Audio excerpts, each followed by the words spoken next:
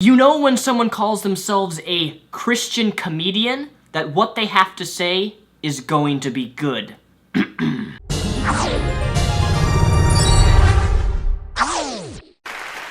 got people that are so self-absorbed that just because their little thinking niche market isn't being represented, they want to freak atheists. It's the only ideology that just freaks me out. So your first assertion here is that we atheists, or all atheists, are upset because our niche market, whatever that's supposed to mean, I don't know, is not being represented. And by not being represented, what I assume that you're saying here is that we atheists are upset that atheism is not being promoted by the government. That the government isn't saying there is no God. But here's the thing, even if our federal government wanted to do something like that, it's wrong, period.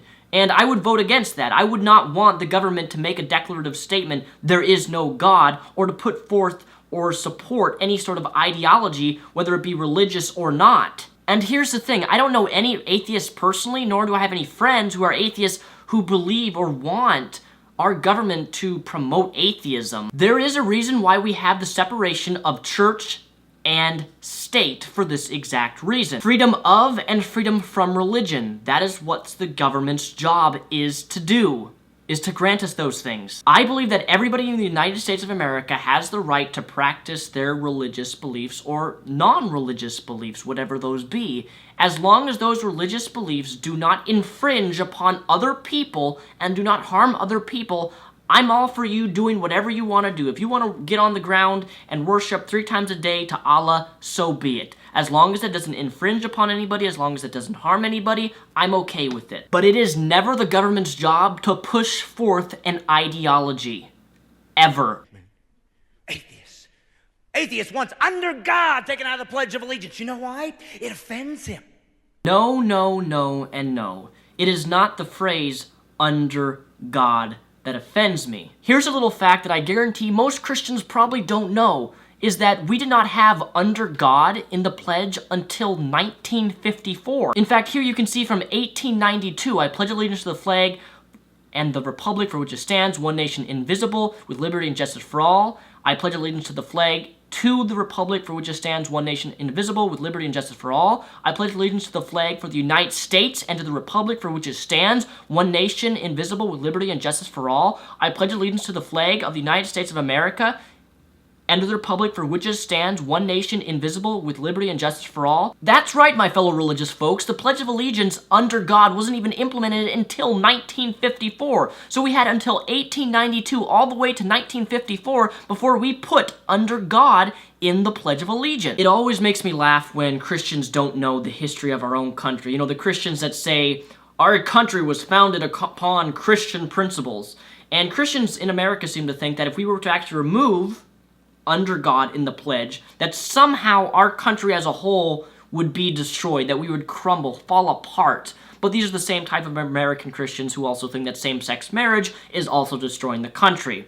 Obviously, it's not. So I have a question for my fellow reptiles. In the pledge, when it says under God, what God is it referring to? Can you imagine how upset Christians would be if the pledge under God was referring to my favorite mythological god, Zeus, or Allah, or, a different God other than their Christian God, because in Christianity there is only one God? Here is something to consider, Christians in America, that the phrase under God is actually infringing upon other people in America who believe in different gods other than you.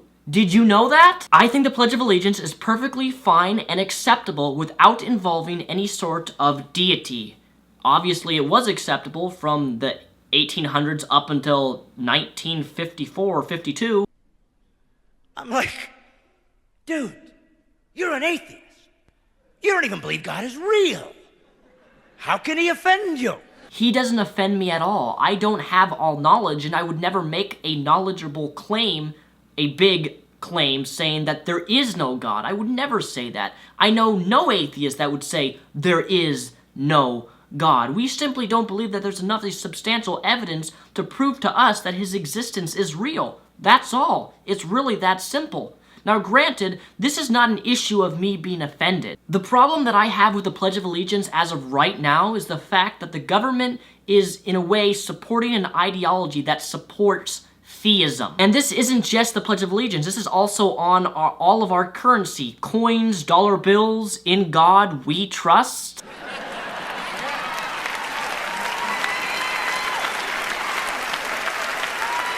Argument. Who is more irrational? The guy that believes in a God he doesn't see, or a guy who's offended by a God he doesn't believe in? What else is freaking you out? Unicorns? Unicorn! Oh, they're saying the unicorn word in school. Run, run!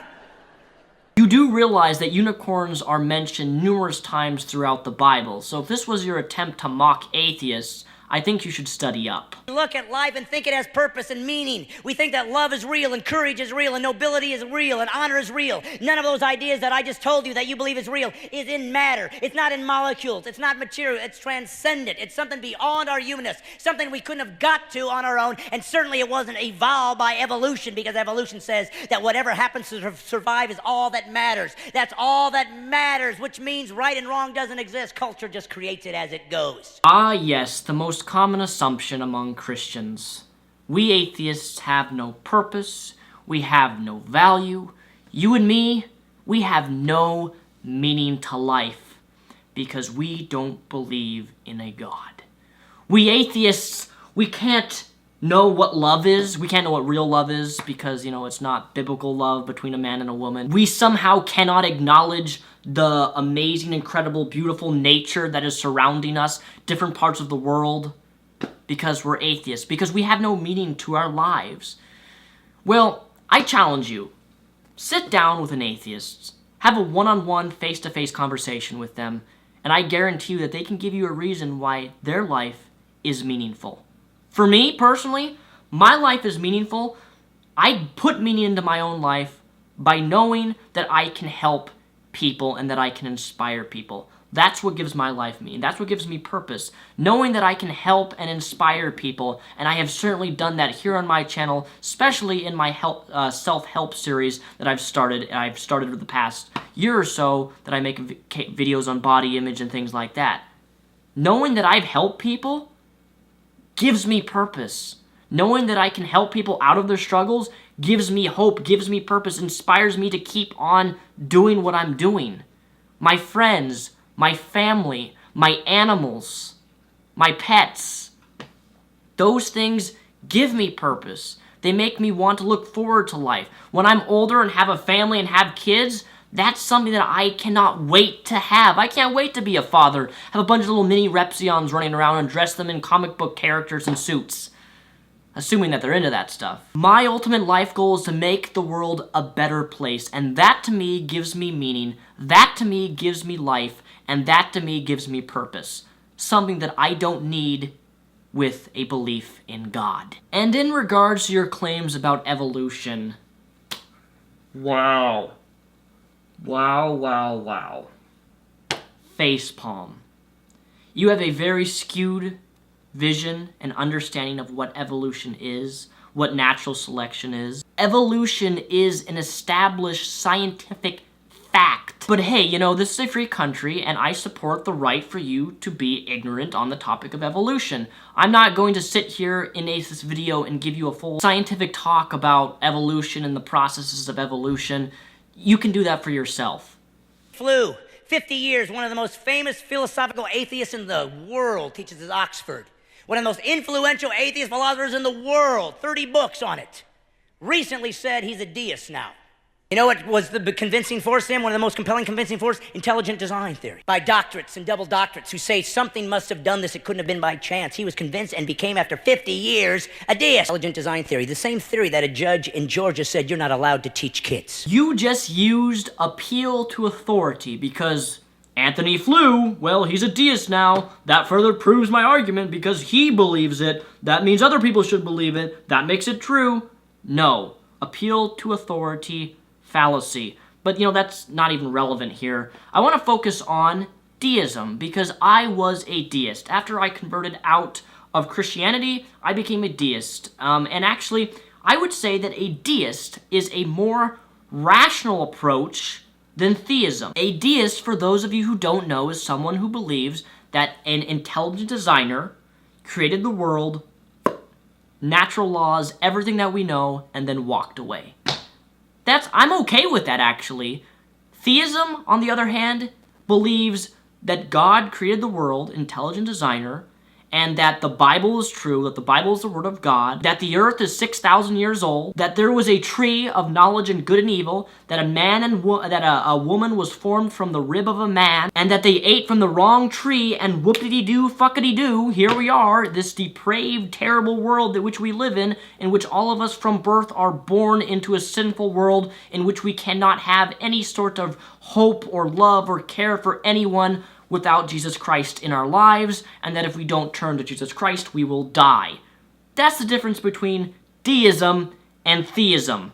Theism entails a lot of crazy religious beliefs. Deism, on the other hand, does not. Also, I should mention that judge in Georgia that said that you're not allowed to teach kids intelligent design theory was the intelligent design theory of theism. There's intelligent design, and then there's intelligent design, which entails theism. There is deistic evolution, and there is theistic evolution. Theistic evolutionists believe that, well, God created the world, still believes in the Bible and all that weird jazz, but believe that God caused evolution and that those things and natural processes to occur. The real only problem that I have with theistic evolution is that in a way I kind of think that it contradicts the Bible and what the Bible actually teaches about a young earth, but that's here nor there, that doesn't really matter. Because he's smarter than the atheist philosopher from Oxford. We've got to be prepared, folks. Prepared to battle for our country's standards of morality. What is going to base the next generation? I had to laugh at this part of the video. Our country's standard of morality. What he actually means to say, although he's trying to cover it up very, very sneakily, is his standards of morality. In other words, in conclusion, in essence, the Bible's standard of morality. And we all know that that morality in the Bible is fucked up.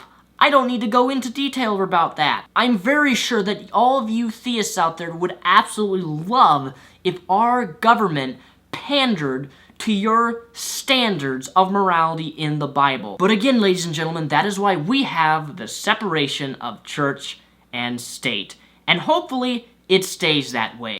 But I say there's a whole bunch of people like us who aren't going away and want our country back, and will fight for it. We want our country back. Do you know what I thought of exactly when he said that phrase? We want our country back. Christians are persecuted in America. The Christians are the majority, but they're the ones being persecuted. Now, correct me if I'm wrong on this, but I don't believe there's a single person in Congress at this very moment who is an atheist. In fact, there are people who have been declined political positions and jobs because they are an atheist. Did you know that? What absolutely amazes me about Christians in America today is the fact of the matter is that if we disagree with them, they cry persecution. Have you ever noticed that?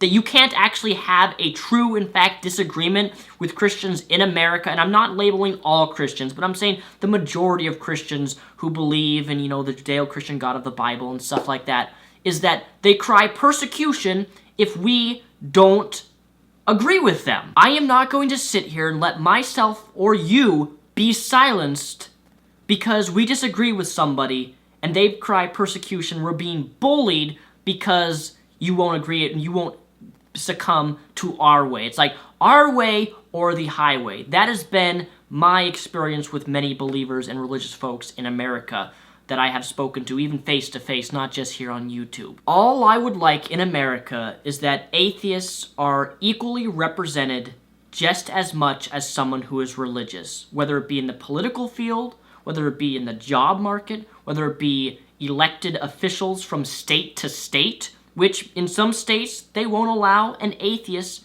to run in position as mayor or governor, whatever it be. I do not have a niche market that I want represented by our government. So there you have it, ladies and gentlemen, my fellow reptiles. This has been my video response to the Christian comedian Brad Stein. I hope you enjoyed this video. My name is Daniel Sulzbach, also known as Mr. Repsion. But before I end this video, see this awesome shirt? It says fiction with all these religious symbols. Well, I am now sponsored by Logicware. In fact, this is one of their many different shirts. This is my second favorite shirt by them. Any shirt that you buy at Logicware or ReptionTees.com will go into support of other atheist bloggers here on YouTube. It's just not me, it's a multi-platform. There's a wide selection of t-shirts, and hopefully you check them out and pick up an awesome t-shirt such as this. Thank you guys for watching. My name is Daniel Sulzbach, also known as Mr. Repsion. Peace, the rep out.